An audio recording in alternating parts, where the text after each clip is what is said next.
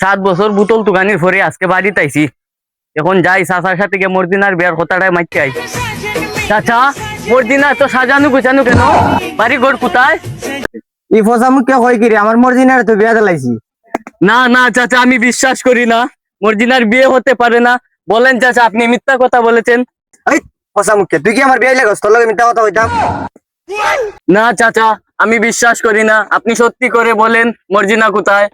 এই তুই দেখোস না বাড়ি ঘর সাজানো, মর্জিনারে বিয়া দিলাইছি, সরকারি চাকরি করে জামাইতে। এই চাচা, তুই 7 বছর আগে বলছিলি মর্জিনার সাথে আমাকে বিয়া দিবি যদি টাকা ইনকাম করতে পারি। আমি 5টা বছর বোতল তুকাইয়া 15,000 টাকা ইনকাম করছি। এই চাচা, তুই আমার সাথে প্রতারণা করছো। তুই বড় বেঈমান চাচা, তুই বড় বেঈমান। ওই ফসা মুখ তুই 5 বছর বোতল টুকাইয়া 15,000 টাকা ইনকাম করছস, তুই আমার মেয়েরে বাদ দিবি কি? তুই চুল ভালোই বাদ খাইতে। এই চাচা, এই 15,000 টাকা কি তোর কাছে টাকা মনে হয় না? এই 15,000 টাকা ইনকাম করতে আমার 5 চাইটা দুমা বের হয়ে গেছে।